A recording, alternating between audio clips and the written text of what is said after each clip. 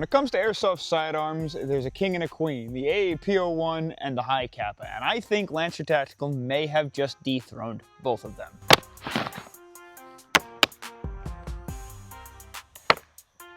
This is Lancer Tactical's newly released sidearm, the LTX Competition.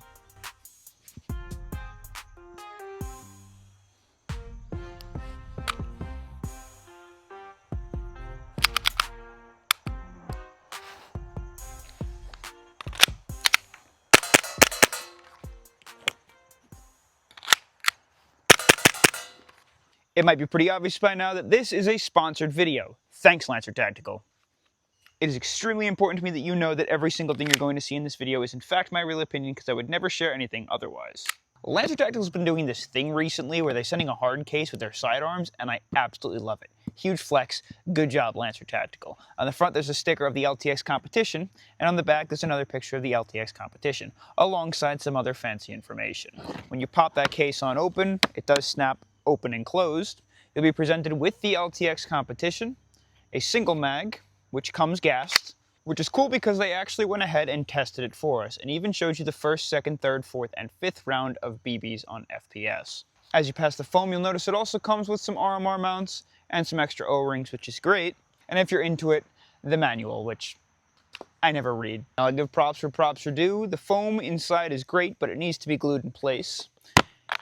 And the case is rock solid, barely flexible, and snaps open and closed if needed. And you can even throw a little lock on there if you want. Before we dive into the LTX Competition from Lancer Tactical, I want to give you a little bit of backstory. Lancer Tactical has been doing this thing recently where they started upgrading replicas that we already love and turning them into something that's affordable but looks better than their original counterpart, such as the AAP-01, and they later released the Lancer Tactical Cthulhu, which looks just like an AAP-01, with a small increase in price, except it looks like it's been upgraded out the wazoo. And you see the LTX Competition is basically just a rendition of the TP-22, which I personally love and quickly became my favorite sidearm in my collection, except the LTX Competition just looks that much cooler.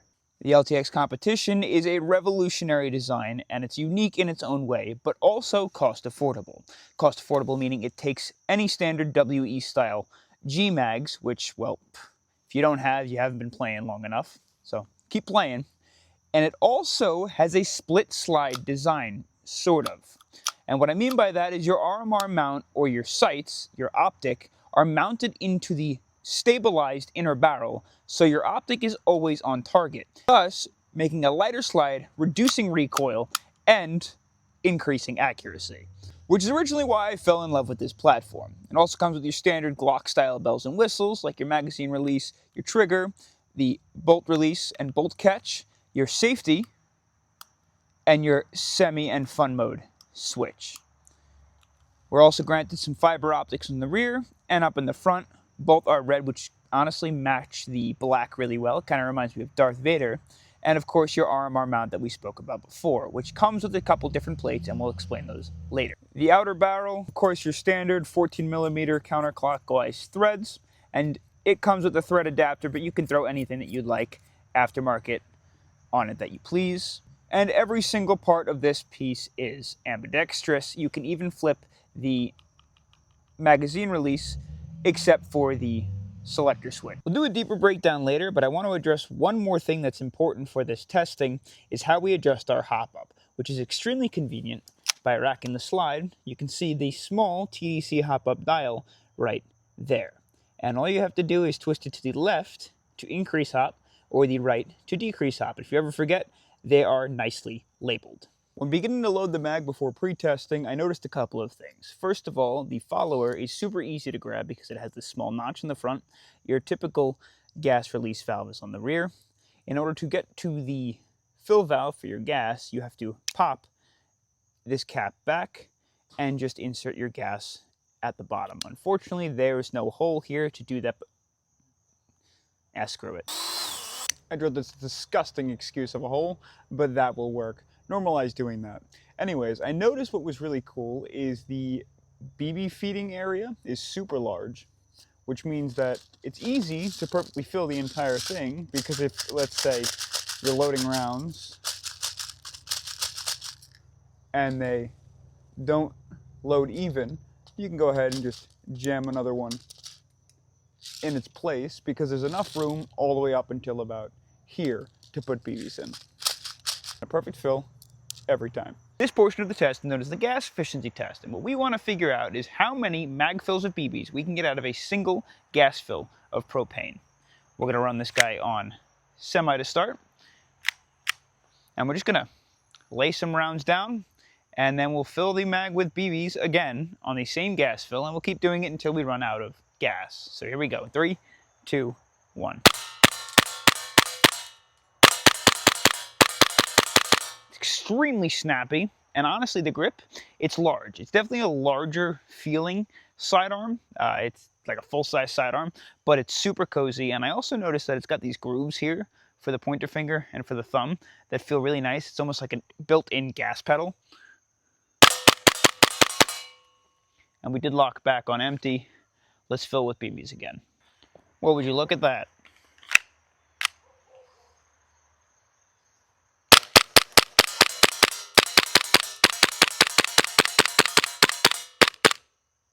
We're not locking back, but we are at our rounds. Who knows? I hope we can perform a third mag.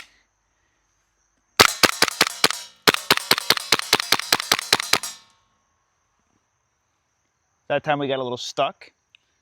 I don't know if you can see that. The BB just didn't feed all the way.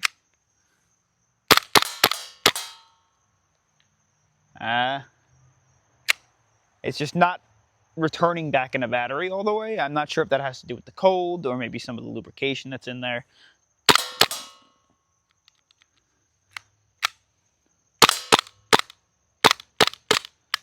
And we're out. We did finish the whole mag. We actually emptied every single BB out of it, but there's no gas. Next, we're going to run into our full auto test, or our fun mode. YouTube, don't scream at me. And the same exact thing, we're just going to see how it performs on auto. We are using the same exact mag, but it's been about 20 minutes now, and it's just been sitting outside getting to the outdoor temperature. I don't know why that happened. Let's send them into the mag, and we'll go for a down the iron sights angle here. 3, 2, 1. We did not lock back. We did spit a lot of gas all over the place. Let's fill it again. And round 2.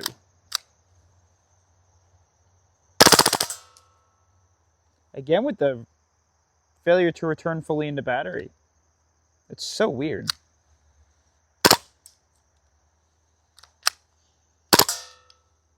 I don't know why that keeps happening. It's just getting stuck on the BB. I don't know if you could see that there. You could force it into battery. I wonder why that's happening. Are we out? Yeah, we're out. So we got about 1 mag and 2/3 to the last one. So I'd say that was around the average okay performance for a sidearm. 2 mags on semi was pretty good. Full auto, it did get through a full mag, so not too bad. I do wish it was a little bit better, maybe getting to a 3rd mag, locking back on the 2nd one on the semi, and then on the fun mode, it would have been nice to see a lockback for the first time, but maybe I just got to give this guy a cleaning. I'm not 100% sure. Before we move on to the FPS test, let's take a look at the trigger, because I know you guys are really interested in that, so we'll go ahead and test out the initial take before the break. Super long, very spongy, brakes nice and firm, solid click, very responsive. Your reset is short and firm.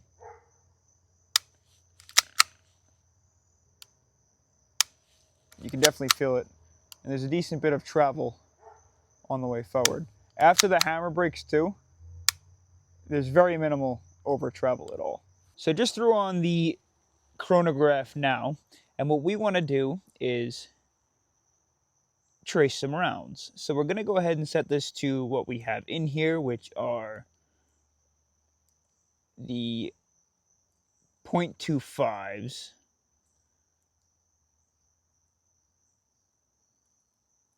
Perfect. And we're going to see what kind of FPS we're looking at. Here we go. 3, 2, 1. 250, 255, 261, 261, 259, 260, 260, 261, 255, 230, 263, wow, 259, 259, 257, 260, 255, 258, 257, 255, 255, 257, 254, and 254. And that is with the hop engaged correctly. Up next is the accuracy test, and I wanted to test this out for you by throwing a red dot on, so obviously it made it easier for me, and I could showcase the mounting hardware, but unfortunately, for some reason, none of the screws that I own and these screws will not fit with the red dot that I have available. They're just not long enough. That's okay. Nothing you could do about that. It will fit with some other profiled red dots, I would assume, but I'll show you how it works. So the red dot will not sit flush, and there's no mounts for those pins to go into. So what you have to do is utilize one of the plates that Lancer Tactical provides you with the LTX. These plates have opposite sides, which both have different profiles, and I believe the names on them will state which red dots they are compatible with, and whichever those red dots profiles are, obviously it'll be compatible with red dots that match, because there's not going to mention the name of every red dot out there. All you do here is you take the one that would fit, if I had longer screws, you toss that into those two little pinholes, and then you toss that onto the TP22, and then if you can screw those guys in, which obviously it just won't fit with the hardware they have because it's too short, it is now locked in place and it's not going anywhere, and it's held steady with 2 screws in the back and 2 pins up in the front to keep it nice and sturdy. So we're going to have to rock the iron sights for now, but that's okay because I like the look of Darth Vader. We're just going to fire off 3 rounds to start into that purple target right there, just as proof that the hop-up actually is engaged.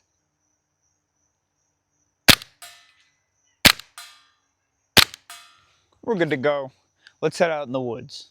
In these woods, I have a series of 5 mags and 6 targets, all about head size at different distances in different locations. So we're going to do some moving around and see how the accuracy performs. We'll start off with the ability to hit 2 rounds on each target in a row, and we'll move from left to right in that order in 3, 2, 1.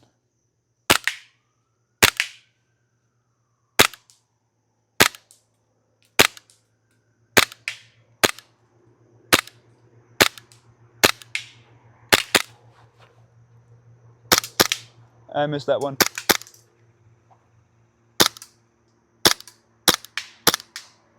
And we hit. That wasn't bad. We did it all in a single mag. I can't figure out why, but the base plate just keeps popping off. I'm not sure what the reasoning for that is. It was doing that before I started drilling. Let's run another mag. Oh, there was a BB in there. I didn't realize we had 1 round in. Oh no. Are we starting with a double feed? Oh boy. What have I done? Okay. There we go. Now also I'm running a series of WE mags, Novrich mags, Action Army mags, so you'll kind of see that all of them should perform just fine. Let's try and fire off as many rounds as we can through this mag, see how many targets we can hit. We'll just kind of go at it free for all, and then I'll switch mags and do it again. Here we go in 3, 2, 1.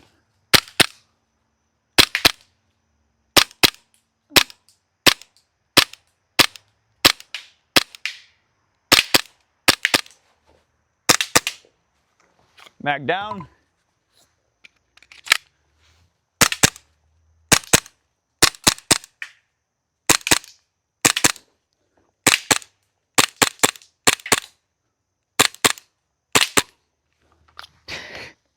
You know, it's not bad.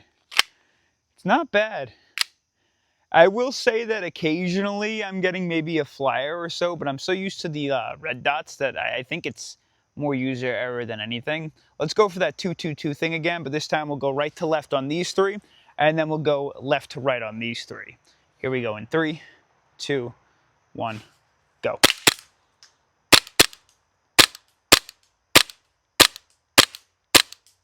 That far one's really testing me. Here we go. And then left to right.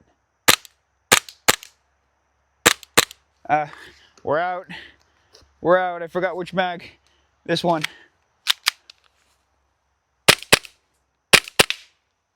And then that low one.